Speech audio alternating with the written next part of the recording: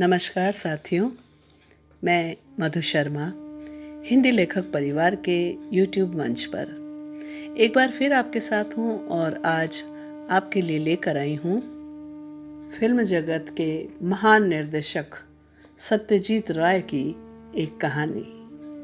कहानी का शीर्षक है रतन बाबू और वह आदमी। ट्रेन से उतरने के बाद रतन बाबू ने जब अपने इर्द गिर्द निगाह डाली तो उनका मन खुशियों से भर उठा। जगह तो अच्छी लगती है। स्टेशन के पीछे का सखुए का पेड़ अपना मस्तक ऊपर उठाए खड़ा है और उसकी डाल में एक लाल रंग की पतंग अटकी पड़ी है। लोगों में व्यस्तता का भाव भी नहीं है। हवा में एक तरह की सौंधी गंध है। कुल मिलाकर यहाँ का परिवेश अत्यंत मनोरम है। उनके साथ एक छोटा बिस्तर और चमड़े का एक सूटकेस है। कुल्ले की कोई ज़रूरत नहीं है। रतन बाबू ने उन चीज़ों को अपने दोनों हाथों में उठा लिया और गेट की तरफ बढ़ गए। बाहर रिक्शा मिलने में कोई कठिनाई नहीं हुई। धारीदार हाफ पैंट पहने हुए छोकरा जैसे रिक्शे वाले ने पूछा, कहाँ जाइएगा बाबू? रतन बाबू ने कहा, न्यू महामाया होटल। कहाँ है जानते हो? छोकरे ने सिर हिला हिलाकर हामी भरी और कहा, बैठिए।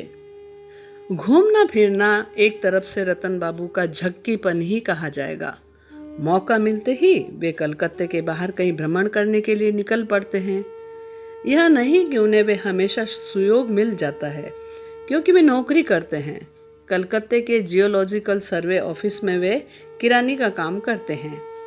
24 साल से वे इसी नौकरी पर हैं, इसलिए उन्हें बाहर जाने का मौका साल में एक बार मिल ही जाता है। पूजा की छुट्टी के साथ ही साल भर में मिलने वाली छुट्टी लेकर वे हर साल कहीं न कहीं सैर सपाटे के लिए निकल जाते हैं। सैर सपाटे के मामले में वे किसी को अपने साथ नहीं लेते। लेने की इच्छा भी उनके इस मन में नहीं जागती। यह नहीं कि शुरू में साथी का अभाव उन्हें अखरता नहीं था। एक बार बगल की मेज के केशव बाबू से उनकी इस संबंध में बातचीत हुई। महालया के कई दिन पहले ही। रतन बाबू तब कुल मिलाकर छुट्टी की योजना बना रहे थे। उन्होंने कहा था, आप भी तो साहब अकेला आदमी है, चलिए ना इस बार पूजा की छुट्टी में कहीं घूम फिर आए। केशव बाबू ने अपनी कलम कान में खोस कर अपने हाथों को जोड़ते हुए उनकी ओर देखा था और सिर हिलाकर मुस्कुराते हुए कहा था, आपकी पसंद और मेरी पसंद क्या एक हो पाएगी? आप ऐसी ऐसी अजीब जगहों में जाइएगा जिनका हमें नाम भी मालूम नहीं। वहाँ न तो कोई दर्शनीय स्थान होगा, न खाने पीने की ही कोई सुविधा। मुझे क्षमा करें, मैं हरिनाभी अपने साढ़ू के यहाँ जा रहा हूँ। धीरे धीरे रतन बाबू की समझ में यह बात आ गई कि मन के लायक दोस्त मिलना मुश्किल है। उनकी पसंदगी नापसंदगी दूसरों की पसंदगी नापसंदगी से बिल्कुल नहीं मिलती है, इसलिए मित्र बनाने की उम्मीद छोड़ ही देनी चाहिए। रतन बाबू के स्वभाव और चरित्र में सचमुच ही एक नयापन था। उदाहरण के तौर पर वायु परिवर्तन के लिए जाने की ही बात लें। केशव बाबू ने गलत नहीं कहा था। लोग आम तौर से जलवायु परिवर्तन के ख्याल से जहाँ जाते हैं, रतन बाबू की निगाह उस तरफ जाती ही नहीं। वे कहते, अरे साहब, यह बात तो हर किसी को मालूम है कि पुरी के पास ही समुद्र है, जगन्नाथ जी का मंदिर है, दार्जिलिंग से कंचनजंगा दिख पड़ता है, हजारीबाग में पहाड़ है, जंगल है, रांची के पास हुंड्र फॉल्स है। और लोगों के मुंह से एक ही चीज़ का बार बार वर्णन सुनने का मतलब हुआ कि उसे देख लिया। रतन बाबू को जिस जगह की तलाश रहती है वह है रेलवे स्टेशन का कोई एक छोटा शहर। बस इतना ही। हर साल छुट्टी के पहले टाइम टेबल खोलकर वे एक ऐसी जगह के नाम की तलाश करते हैं जो ज़्यादा दूर न हो, और फिर वे दुर्गा का नाम लेकर घर से निकल पड़ते हैं। कहाँ गए थे, क्या क्या देखा, यह सब उनसे कोई नहीं पूछता और वे भी किसी को नहीं बताते हैं। ऐसा बहुत बार हो चुका है कि वे ऐसी जगह पहुंच गए हैं जिसका नाम तक उन्होंने पहले सुना नहीं होगा। और वे जहाँ भी गए हैं वहाँ उन्हें ऐसी चीज़ ज़रूर मिल गई है जिसके कारण उनका मन खुशियों से परिपूर्ण हो उठा है। और लोगों की नज़रों में ये सब चीज़ें हो सकता है बिल्कुल मामूली हो, जैसे रावत भाटा का एक बूढ़ा पीपल जो एक बेर और नारियल के पेड़ों से लिपट कर खड़ा है, महेशगंज की एक नील कोठी का खंडहर, मैना की एक मिठाई की दुकान की दाल की बर्फी। अब के रतन बाबू जहाँ आए हैं उस स्थान का नाम सिनी है। यह कस्बा टाटा नगर से 15 मील दूरी पर है। इतना जरूर है कि इस स्थान को उन्होंने टाइम टेबल से खोज कर नहीं निकाला है। ऑफिस के अनुकूल मित्र ने इस जगह के बारे में बताया था। न्यू महामाया होटल का नाम भी उन्हीं से सुना था। रतन बाबू को होटल अच्छा ही लगा। कमरा छोटा है मगर उससे क्या क्या आता जाता है। पूरब और दक्षिण दोनों तरफ खिड़कियां हैं। उन खिड़कियों से बड़ा ही सुंदर दृश्य दिख पड़ता है। पंचा नामक जो नौकर है वह सीधा साधा है। चाहे जाड़ा हो या गर्मी, रतन बाबू दोनों वक्त गर्म पानी से स्नान करते हैं। पंचा ने उन्हें आश्वासन दिया कि इसके लिए उन्हें चिंता करने की कोई ज़रूरत नहीं। होटल की रसोई मोटे तौर पर ठीक ही है और रतन बाबू भी यही पसंद करते हैं, क्योंकि खाने पीने के बारे में उन्हें कोई परहेज नहीं है। बस उनकी तरफ से एक ही मांग रहती है, भात और रोटी। ये दो चीज़ें एक साथ न हो तो वे खाना खा नहीं सकते। मछली के शोरबे के साथ भात और दाल सब्जी के साथ रोटी, यही उनका खाना खाने का तरीका। होटल आते ही उन्होंने यह बात पंचा को बता दी है और पंचा ने इसकी सूचना मैनेजर को दे दी है। नई जगह पर आने पर पहले दिन ही जब तक वे तीसरे पहर चहलकदमी नहीं कराते हैं उन्हें शांति नहीं मिलती। सिनी आने पर भी इस नियम में कोई हेर फेर नहीं आया। 4 बजे पंचा के द्वारा लाई गई चाय पीकर रतन बाबू घूमने फिरने निकल गए। कस्बे से बाहर निकलते ही खुला हुआ असमतल प्रांतर मिलता है। उसी के बीच से पगडंडियां निकलकर चली गई है। रतन बाबू एक पगडंडी पकड़कर जब 1-1.5 मील निकल गए तो उन्होंने एक बहुत ही मनोरम वस्तु ढूंढ निकाली। एक छोटा सा डबरा है, उसमें कुछ कुमुद के फूल खिले हैं और उनके चारों तरफ बेहिसाब पक्षियों का झमघट लगा है। बगुला, डाहुका, चाहा, कौडिल्या, इन पक्षियों को रतन बाबू पहचानते हैं। बाकी पक्षियों को उन्होंने यहाँ पहली बार देखा। हर रोज तीसरे पहर इसी डबरे के किनारे बैठकर रतन बाबू छुट्टी के बाकी दिन गुजार दे सकते हैं, मगर दूसरे दिन किसी दूसरी वस्तु की खोज में उन्होंने एक नई पगडंडी पकड़कर चलना शुरू कर दिया। एक आध मील जाने के बाद रास्ते में बकरियों का एक झुंड मिला। उन्हें अपनी चहलकदमी कुछ देर के लिए रोकनी पड़ी। जब रास्ता खाली हो गया तो वे आगे बढ़े और 5-1 मिनटों के बाद उनकी निगाह लकड़ी के एक पुल पर गई और कुछ दूर जाने पर उन्हें पता चला कि वह एक ओवरब्रिज है। उसके नीचे से रेल की लाइन चली गई है। पूरब तरफ थोड़े फासले पर स्टेशन दिख रहा है और पश्चिम तरफ आंखें जितनी दूर जाती है रेल की पटरियां बिछी हुई दिखती है। अचानक कभी कोई ट्रेन आकर पुल के नीचे से निकल जाए तो कितनी अजीब बात होगी। इस पर सोचते ही रतन बाबू के रोंगटे खड़े हो गए। रतन बाबू चूंकि एकटक रेलगाड़ी की पटरियों की ओर देख रहे थे, इसलिए कब एक दूसरा आदमी उनके बगल में आकर खड़ा हो गया इसका उन्हें पता ही नहीं चला। जब उन्होंने बगल की ओर निगाह फेरी तो चौंक पड़े। वह आदमी धोती और कमीज पहने था। कंधे पर सूंगनी के रंग की एक चादर थी, पाँवों में कैनवास के जूते, आंखों पर बाईफोकल चश्मा। रतन बाबू के मन में खटका पैदा हुआ। इस आदमी को क्या वे इसके पहले देख चुके हैं? जाना पहचाना जैसा क्या नहीं लगता। मंजिले कद का है, देह का रंग भी गोरे काले के बीच का है, आंखों में उदासी और भावुकता की छाया है। कितनी उम्र होगी? 50 से ज़्यादा नहीं। बाल बहुत ही कम पके हुए हैं। कम से कम शाम की रोशनी में तो ऐसा ही लगता है।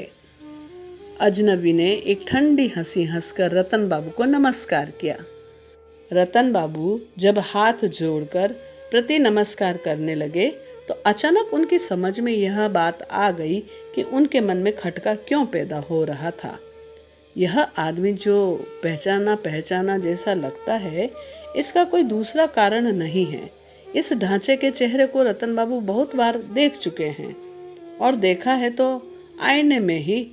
भले आदमी के चेहरे से उनका चेहरा हूबहू मिलता जुलता है। चेहरे का चौकोर भाव, बालों की मांग, मूंछों की शक्ल, ठुड्डी के बीच का गड्ढा, कान के ऊपर का हिस्सा, ये सब लगभग एक ही जैसे हैं। हाँ, अजनबी के शरीर का रंग कुछ ज़्यादा कालापन लिए हुए है। भौहें ज़्यादा घनी है और सिर के पिछले हिस्से के बाल कुछ अधिक लंबे हैं। इसके बाद अजनबी के गले का स्वर सुनकर रतन बाबू और अधिक चौंक पड़े। एक बार मोहल्ले के सुशांत नामक एक लड़के ने उनके गले की आवाज टेप रिकॉर्डर में भरकर उन्हें सुनाई थी। उस आवाज और इस आदमी के गले की आवाज में कोई फर्क नहीं है। अजनबी ने कहा, मेरा नाम है मणिलाल मजुमदार। आप न्यू महामाया होटल में ठहरे हुए हैं ना? रतनलाल मणिलाल, नाम में भी सादृश्य है। रतन बाबू ने आश्चर्य के भाव को किसी तरह अलग हटाकर अपना परिचय दिया। अजनबी ने कहा, शायद आप मुझे पहचान नहीं रहे हैं, मगर मैं इसके पहले भी आपको देख चुका हूँ। कहाँ? आप पिछली पूजा की छुट्टी में लियान नहीं गए थे? रतन बाबू ने हैरत में आकर कहा, आप भी वहाँ गए थे? जी हाँ, मैं हर बार पूजा की छुट्टी में कहीं न कहीं जाता हूँ। अकेला आदमी हूँ, दोस्त मित्रों की तादाद भी ज़्यादा नहीं। अकेले ही नई नई जगहों का सैर सपाटा करना बहुत अच्छा भी लगता है। सिने के बारे में मैंने ऑफिस के एक सहकर्मी ने मुझे बताया, बहुत ही अच्छी जगह है। कहिए ठीक कह रहा हूँ ना? रतन बाबू ने थूक निगलकर सिर हिलाते हुए हामी भरी। वे एक अजीब तरह का अविश्वास और अशांति से मिला जुला भाव महसूस करने लगे। उस तरफ का तालाब देखा है जिसके पास तीसरे पहर चिड़ियों का झमघट लगा रहता है? मणिलाल बाबू ने पूछा। रतन बाबू ने हामी भरी। लगा कुछ विदेशी पक्षी भी वहां जमा हो गए हैं। कुछ ऐसे पक्षी भी देखें जिन्हें बंगाल में नहीं देखा था। आपका क्या ख्याल है? इतनी देर के बाद रतन बाबू कुछ स्वाभाविक स्थिति में आए। बोले, मेरा भी यही ख्याल है। मैं भी बहुत से पक्षियों को पहचान नहीं सका। दूर से एक धम धम जैसी आवाज आ रही है। ट्रेन आ रही है। पूरब की तरफ देखने पर सर्च लाइट दिख पड़ा। रोशनी आहिस्ता आहिस्ता बड़ी शक्ल लेकर आगे बढ़ रही है। रतन बाबू और मणिलाल बाबू पुल की रेलिंग के किनारे जाकर खड़े हो गए। तेज आवाज करती पुल को कंपाती ट्रेन दूसरी दिशा की ओर चली गई। दोनों आदमी पैदल चलकर पुल की दूसरी दिशा की ओर बढ़ गए और तब तक ट्रेन को देखते रहे जब तक कि वह आंखों से ओझल न हो गई।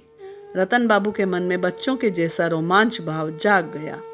मणिलाल बाबू ने कहा, आश्चर्य है, इतनी उम्र हो गई है फिर भी रेलगाड़ी देखने का कौतूहल मन से दूर नहीं हुआ है। लौटने के वक्त रतन बाबू को पता चला कि मणि बाबू को सिनी आए 3 दिन हुए हैं और वे कालिका होटल में ठहरे हुए हैं।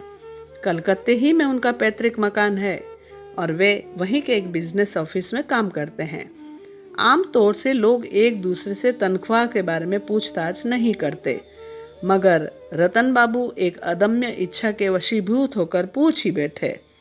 उत्तर सुनकर उनका माथा पसीने से नहा गया। ऐसा होना संभव है? मणिलाल और रतन बाबू को तनख्वाह के रूप में एक ही रकम मिलती है। दोनों में से प्रत्येक को 437 रुपए। पूजा में दोनों को बोनस भी एक समान मिला है। यह आदमी पहले से ही रतन बाबू के बारे में सब कुछ पता लगाकर उनके साथ चालबाजी कर रहा है। रतन बाबू को ऐसा महसूस नहीं हुआ। पहली बात तो यह है कि उनकी रोजमर्रा की जिंदगी में क्या क्या घट रहा है, इस पर कभी किसी ने माथा पच्ची नहीं की है। वे अपनी रॉ में जिंदगी जी रहे हैं। ऑफिस के बाहर नौकर के अलावा किसी दूसरे से बात तक नहीं करते, कभी किसी के घर पर जाकर अड्डेबाजी नहीं करते।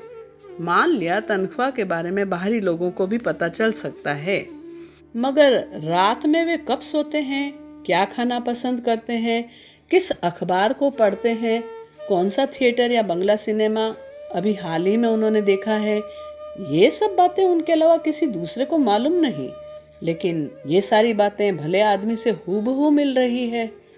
रतन बाबू यह बात मुंह खोलकर मणि बाबू को नहीं कह सके। रास्ते भर वे सिर्फ मणिलाल बाबू की बातें सुनते रहे और अपने साथ उनका सादृश्य पाकर बार बार अवाक होते रहे। अपने बारे में उन्होंने अभी कुछ न बताया। रतन बाबू का ही होटल पहले मिलता है। होटल के सामने आकर मणिलाल बाबू ने पूछा, आपके यहाँ खाना कैसा मिलता है? रतन बाबू ने कहा, मछली का शोरबा बढ़िया बनता है, बाकी सब चलने लायक। मेरे होटल में अच्छी रसोई नहीं बनती है। सुना है यहाँ जगन्नाथ मिष्ठान भंडार में खासी अच्छी पूरियाँ और चने की दाल मिलती है। आज रात वहीं खाना खाया जाए तो कैसा रहे? रतन बाबू ने कहा, मुझे कोई आपत्ति नहीं, 8 बजे चला जाए। ठीक है, मैं आपका इंतज़ार करूँगा, उसके बाद एक साथ चलेंगे। मणिलाल बाबू के चले जाने के बाद रतन बाबू होटल के अंदर जाने के बजाय कुछ देर तक रास्ते पर ही चहलकदमी करते रहे। शाम गहराने लगी है, आसमान साफ है, इतना साफ कि तारों के बीच से गुजरता हुआ छायापथ साफ साफ दिख रहा है। आश्चर्य है, इतने दिनों तक रतन बाबू को यही दुख था कि उन्हें ऐसा कोई मित्र न मिला जिससे उनके मन और विचारों का सादृश्य हो। लेकिन सिनी आने पर अचानक एक ऐसे आदमी से भेंट हो गई जिसे उनका ही डुप्लीकेट संस्करण कहा जा सकता है। चेहरे में थोड़ी बहुत भिन्नता रहने पर भी स्वभाव और रुचि में ऐसी समानता है कि जुड़वे भाइयों में भी ऐसी समानता मिलना मुश्किल है। इसका मतलब क्या यही कि इतने दिनों के बाद दोस्त का अभाव दूर हो गया? रतन बाबू को इस सवाल का जवाब तत्काल नहीं मिला। मणिलाल बाबू से थोड़ा और मिलने जुलने से हो सकता है यह बात उनकी समझ में आ जाए। एक चीज वह अच्छी तरह समझ गए और वह यह कि उनके अकेलेपन का भाव दूर हो गया है।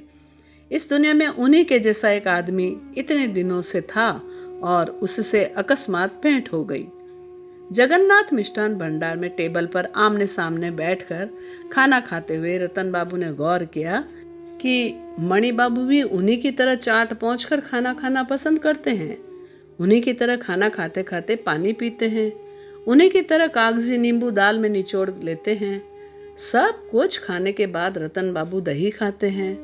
मणिलाल बाबू के साथ भी यही बात है।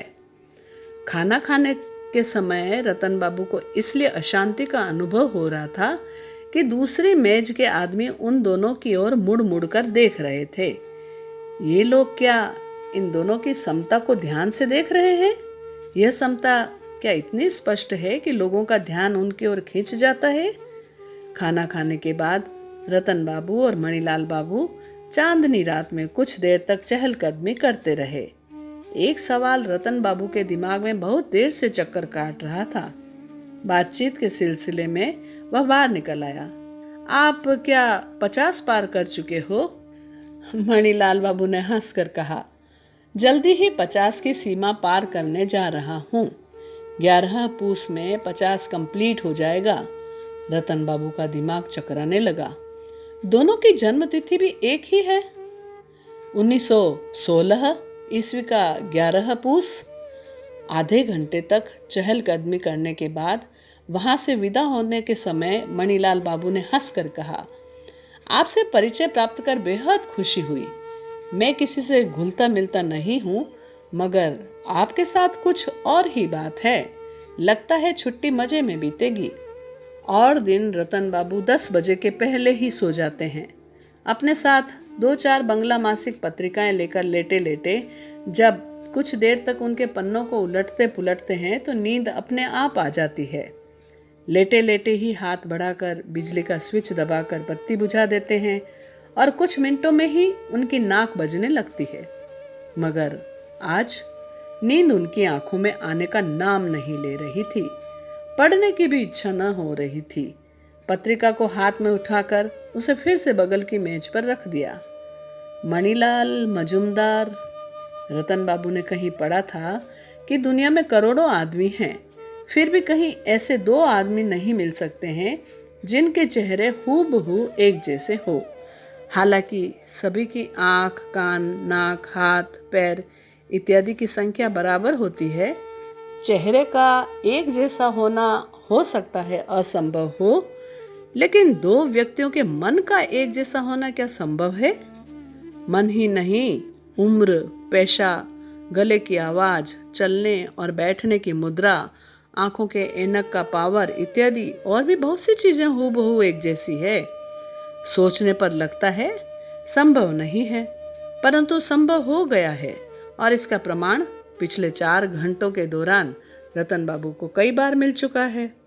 रात 12 बजे रतन बाबू ने बिस्तर से उठकर सुराही से चुल्लू में थोड़ा सा पानी लेकर उसे अपने सिर पर डाला। उनका सिर चकराने लगा है। इस हालत में नींद नहीं आएगी।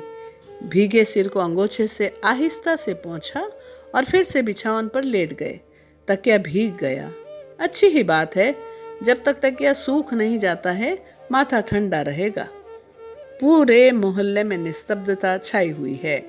एक उल्लू विकट स्वर में चिल्लाता हुआ होटल के पास से उड़ता हुआ चला गया। खिड़की से चांदनी आकर बिस्तर पर रेंग रही है। न जाने कब रतन बाबू के मन से चिंता अपने आप दूर हो गई और उनकी पलकें झिप गई। रात में सोने में देर होने के कारण रतन बाबू की नींद लगभग 8 बजे टूटी। 9 बजे मणि बाबू आने वाले हैं। आज मंगलवार है। यहाँ से एकाध मील के फासले पर एक जगह आज हाट लगेगी। कल खाते खाते दोनों ने लगभग एक ही साथ हाट जाने की इच्छा प्रकट की थी। खरीदना कोई खास चीज नहीं है, यूं ही घूम फिर आएंगे। चाय पीते पीते लगभग 9 बज गए। सामने रखी तश्तरी से थोड़ी सी सौंफ उठाकर रतन बाबू ने मुंह में डाली और होटल से बाहर आते ही देखा मणि बाबू मुस्कुराते हुए चले आ रहे हैं। निकट आते ही मणिलाल बाबू ने पहली जो बात कही वह यह कि रतन बाबू और उनमें कितना साम्य है। यही बात सोचते सोचते कल रात वे बहुत देर से सोए थे। जब सोकर उठे तो 8:05 हो चुके थे। यूं वे ठीक 6 बजे बिस्तर से उठ जाते हैं। रतन बाबू ने इस बात का कोई जवाब नहीं दिया। दोनों हाट की तरफ रवाना हो गए। मोहल्ले के कुछ एक छोकरों का जमघट लगा हुआ था। रतन बाबू और मणि बाबू उनके सामने से जाने लगे तो एक ने टिटकारी के लहजे में कहा, मणिक मुक्ता की जोड़ी है। रतन बाबू उनकी बात पर ध्यान दिए बिना आगे बढ़ गए। 20 मिनटों में वे हाट पहुंच गए। खासी अच्छी हाट लगी है। फल मूल से लेकर साग सब्जी, बर्तन, मिट्टी की हांडी, मुर्गा, बकरी इत्यादि की दुकानें सजी हुई है। लोगों की भीड़ भी काफी है। उसी भीड़ के बीच में दुकानों पर सरसरी निगाह दौड़ाते हुए रतन बाबू और मणिलाल बाबू आगे बढ़ते गए। वह कौन है? पंचा न जाने क्यों रतन बाबू ने उस भीड़ के सामने अपने होटल के नौकर को देखकर अपनी आंखें झुका ली और अपने चेहरे को भीड़ की ओट में छिपा लिया। उस छोकरे की मणिक मुक्ता की जोड़ी बात सुनने के बाद से ही उनके मन में यह धारणा घर कर गई थी कि उन दोनों को एक साथ देखकर लोग मन ही मन हंसा करते हैं। भीड़ के बीच से गुजरते गुजरते रतन बाबू के मन में अचानक एक विचार आया। उन्हें लगा कि वे जब अकेले थे तो अच्छी हालत में थे।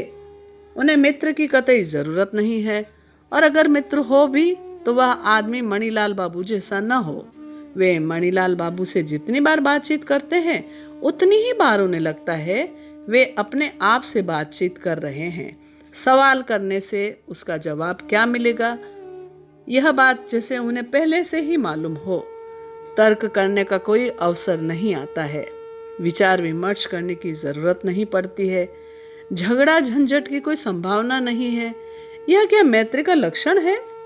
उनके ऑफिस के कार्तिक राय और मुकुंद चक्रवर्ती में गहरी दोस्ती है। मगर ऐसा होने पर भी दोनों में क्या क्या बहस मुबाहसा नहीं होता है? होता जरूर है, मगर फिर भी वे मित्र हैं, एक दूसरे के सच्चे मित्र। सारी बातों पर गौर करने के बाद उन्हें बार बार यही महसूस होने लगा कि मणिलाल मजूमदार उनके जीवन में न आते तो अच्छा रहता। एक जैसे दो आदमी अगर इस दुनिया में हो तो उनका एक दूसरे के निकट आना कोई माने नहीं रखता।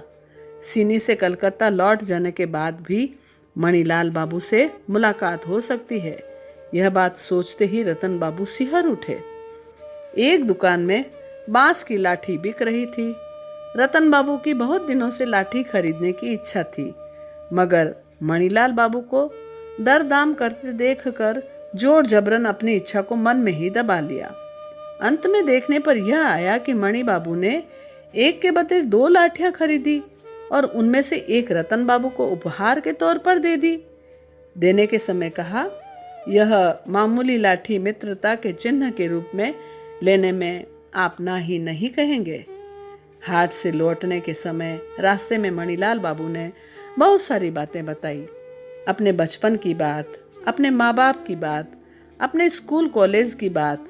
सुनते समय रतन बाबू को महसूस हो रहा था कि उन्हीं की बातें कोई धड़ल्ले से उन्हें ही सुना रहा हो। तीसरे पहर चाय पीकर जब वे दोनों मैदान के बीच की पगडंडी से होकर पुर की ओर जा रहे थे तो रतन बाबू के दिमाग में एक विचार आया। उन्हें अधिक बोलना नहीं पड़ रहा था, इसलिए उनका दिमाग अच्छी तरह काम कर रहा था। दोपहर से ही उन्हें लग रहा था कि इस आदमी को अगर दूर हटा सकूं तो अच्छा रहे, मगर दिमाग में कोई सूझबूझ नहीं आ रही थी। इस क्षण आसमान के काले मेघ पर दृष्टि पड़ते ही रतन बाबू की आंखों के सामने यह उपाय देदीप्यमान दृश्य की तरह साकार हो उठा। आश्चर्य है, एक आदमी की हत्या करने की बात सोचकर भी रतन बाबू खुद को दोषी नहीं मान सके। मणिलाल बाबू में यदि कोई विशेषता होती, यहाँ तक कि उनका स्वभाव और चरित्र रतन बाबू से अगर तनिक भी भिन्न होता, तो रतन बाबू उनकी हत्या करने की बात नहीं सोच सकते थे। रतन बाबू को विश्वास हो गया है कि एक ही तरह के 2 आदमियों का एक साथ जिंदा रहना कोई मानी नहीं रखता, और वे हैं, वे ही रहेंगे, यही काफी है। मणिलाल बाबू जिंदा रहकर भी यदि उनसे दूर रहते, जैसा कि कुछ दिन पहले तक थे, तो उन्हें कोई आपत्ति न थी, मगर अब इस जान पहचान के बाद ऐसा होना संभव नहीं है, इसलिए उन्हें दूर हटा देना निहायत जरूरी है। दोनों व्यक्ति ओवरब्रिज पर पहुंच चुके थे। बड़ी ही उमस है, मणिलाल बाबू ने कहा। रात में बारिश हो सकती है और इसका मतलब यह कि कल से कड़ाके की सर्दी पड़ेगी। इसी बीच रतन बाबू ने अपनी घड़ी की ओर एक बार निगाह डाली। 6 बजने में 12 मिनट बाकी हैं। ट्रेन ठीक वक्त पर आती जाती है, अब देर नहीं है।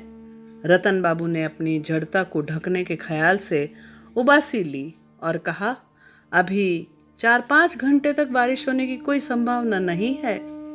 सुपारी खाइएगा? मणिलाल बाबू ने जेब से टीन का एक गोल डिब्बा निकाला और उसके ढक्कन को खोलकर रतन बाबू की तरफ बढ़ाया। रतन बाबू की जेब में भी एक डिब्बे में सुपारी थी। उस डिब्बे को जेब से बिना निकाले और उसकी चर्चा बगैर किए उन्होंने मणिलाल बाबू के डिब्बे से सुपारी का एक टुकड़ा निकालकर मुंह में डाल लिया।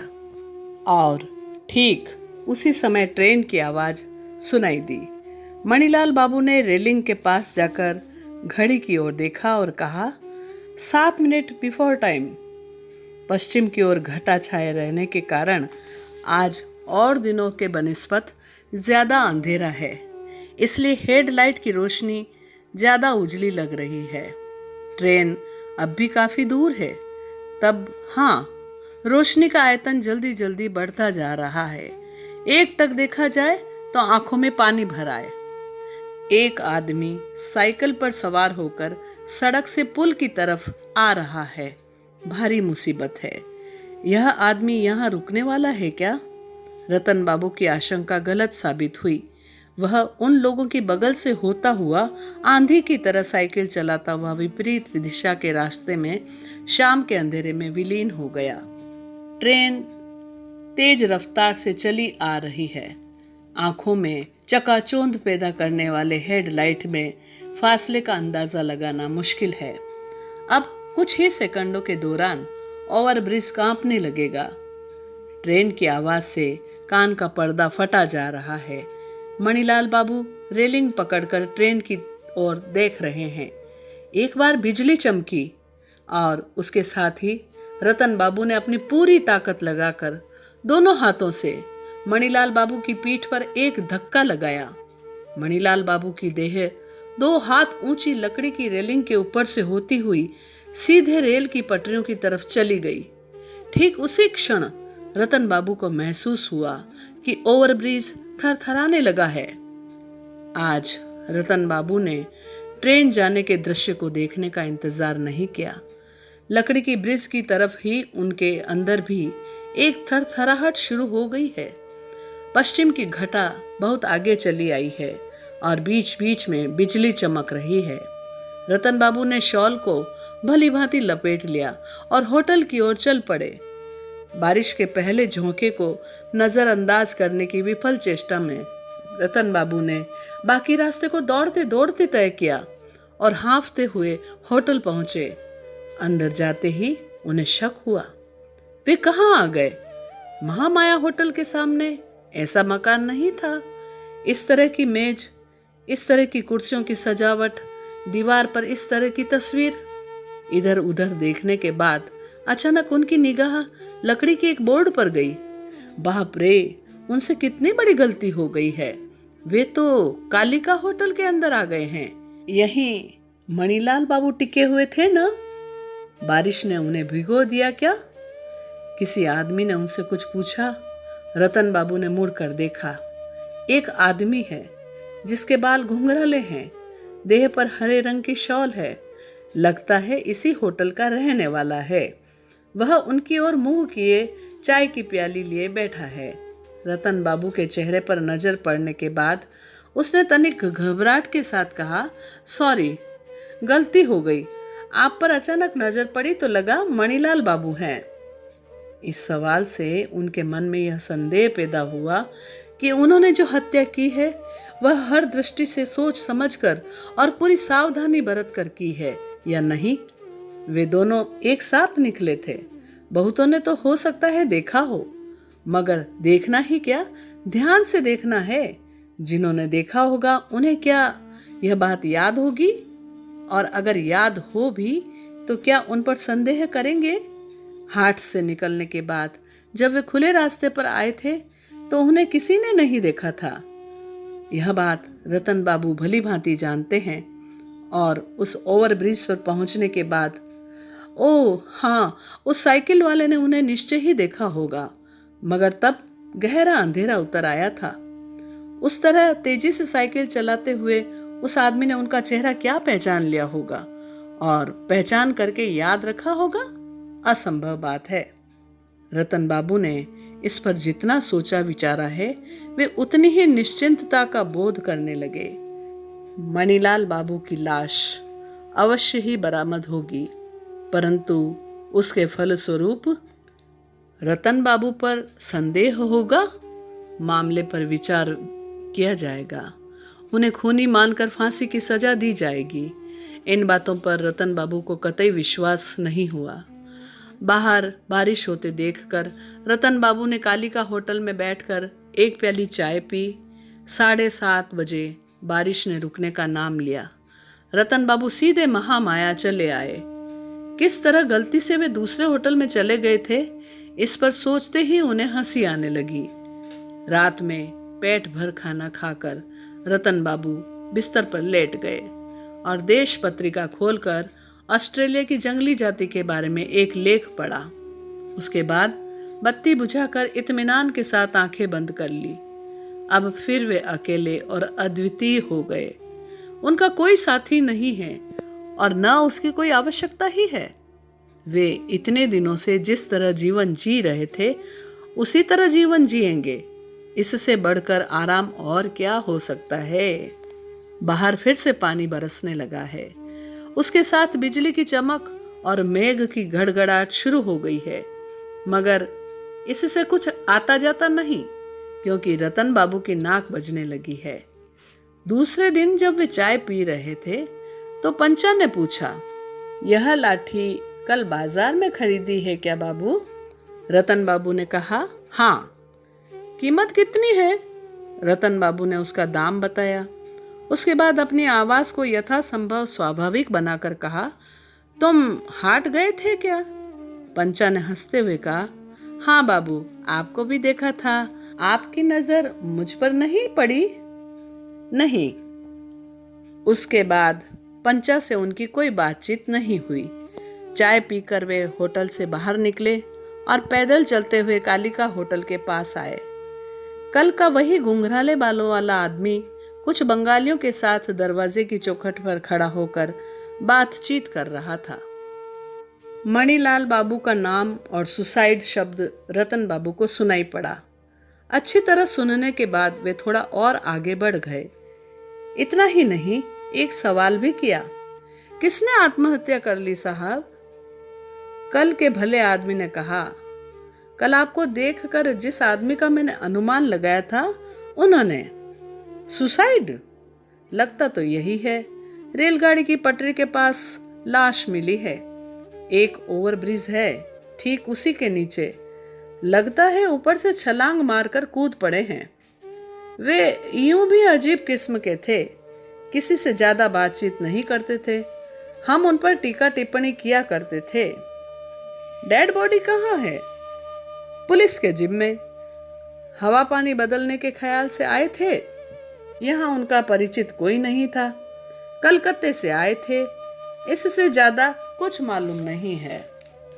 रतन बाबू ने सहानुभूति की मुद्रा में 2 बार सिर हिलाकर उसके बाद फिर से चहलकदमी करना शुरू कर दिया।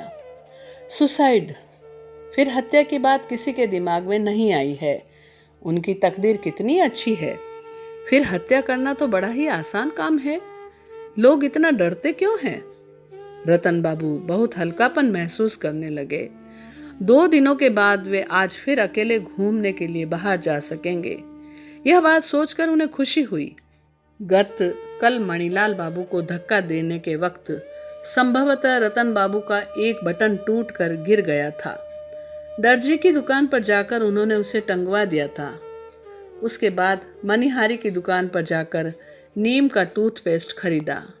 नहीं खरीदते तो कल सुबह दांत साफ नहीं कर पाते। अभी जो टूथपेस्ट उनके पास है, दबते दबते वह चपटा होकर आखिरी हालात में पहुंच चुका है। दुकान से निकलकर कुछ दूर जाते ही उन्हें एक मकान में कीर्तन की आवाज सुनाई पड़ी। रतन बाबू थोड़ी देर तक रुककर कीर्तन सुनते रहे। उसके बाद शहर के बाहर की एक नई सड़क को पकड़कर 1 मील का चक्कर काटते रहे। उसके बाद 11 बजे होटल लौटकर नहाया धोया और खाना खाया। खाना खाने के बाद दिवा निद्रा उपभोग करने की कोशिश करने लगे। और दिनों की तरह 3 बजे उनकी आंखें खुली और खुलते ही रतन बाबू को लगा, उनका मन चाह रहा है कि आज शाम एक बार फिर ओवरब्रिज की ओर घूमने जाए। कल स्वाभाविक कारणवश ही वे ट्रेन के दृश्य का उपभोग नहीं कर सके थे। आकाश की बदली छटी नहीं थी, मगर उससे हर्जी क्या है? आज बारिश की कोई संभावना नहीं है। आज वे ट्रेन को आने से जाने के क्षण तक आराम से देखते रहेंगे। 5 बजे चाय पीकर रतन बाबू नीचे आए। सामने ही मैनेजर शंभू बाबू बैठे हुए थे। रतन बाबू पर नजर पड़ते ही बोले, कल जिस आदमी की मृत्यु हुई उससे आप परिचित थे? शुरू में बिना कुछ बोले रतन बाबू ने अवाक होने का अभिनय कर शंभू बाबू की ओर देखा। उसके बाद कहा, क्यों, बात क्या है? नहीं, वो यानी पंचा ने बताया कि हाट में उसने आप दोनों को एक ही साथ देखा था। रतन बाबू ने तनिक मुस्कुराकर शांतिपूर्वक कहा, यहाँ मुझे किसी से जान पहचान नहीं हुई है। हाट में अलबत्ता 2-4 आदमियों से बातचीत हुई थी, पर किस आदमी की मृत्यु हुई है यह बात मुझे मालूम नहीं है। ओह, शंभू बाबू हंस पड़े।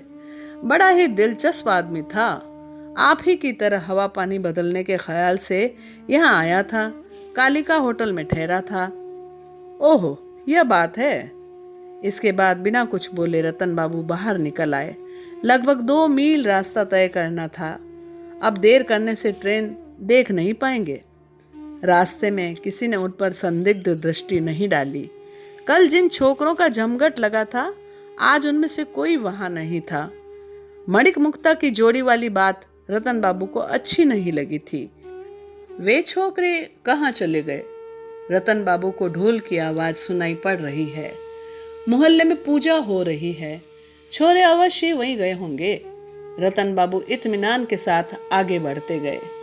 खुले मैदान के बीच रास्ते पर आज वे अकेले ही हैं। मणिलाल बाबू से जान पहचान होने के पहले भी वे इत्मीनान से रहते थे, लेकिन आज वे जितना हल्कापन महसूस कर रहे हैं, इसके पहले कभी इतना हल्कापन महसूस नहीं किया था। वही तो बबूल का पेड़ दिख रहा है। उसको पार करने के बाद कुछ मिनटों तक चहलकदमी करनी पड़ेगी और तब ओवरब्रिज मिलेगा। आसमान में चारों तरफ घटा छाई है। हाँ, घटा का रंग गहरा काला नहीं बल्कि स्लेटी है। हवा नहीं है, इसलिए तमाम बादल एक ही जगह स्थिर होकर खड़े हैं। ओवरब्रिज पर नजर पड़ते ही रतन बाबू का मन आनंद से नाच उठा। वे लंबे डग भरने लगे। कहाँ नहीं जा सकता? ट्रेन कहीं कल से पहले ना आ जाए। सिर के ऊपर से बगुला का एक झुंड उड़कर चला गया। पता नहीं विदेशी बगुले हैं या इसी देश के। पुल पर खड़े होने के बाद रतन बाबू को शाम की निस्तब्धता का भरपूर एहसास हुआ।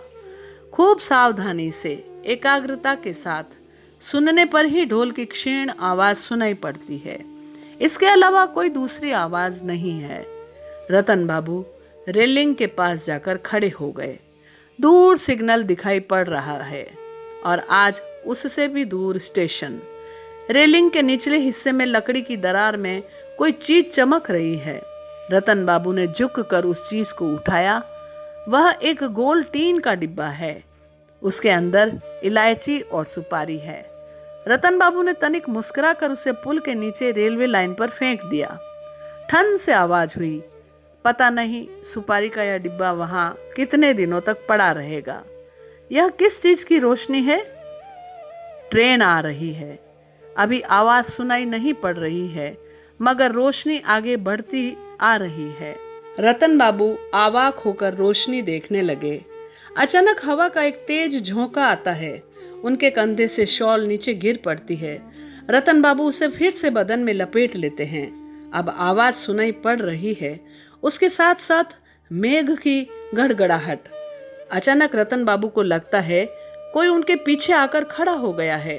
अभी ट्रेन की ओर से आंखें हटाना मुश्किल है। फिर भी उन्होंने एक बार अपने इर्द गिर्द निगाह डाली। कहीं कोई नहीं है।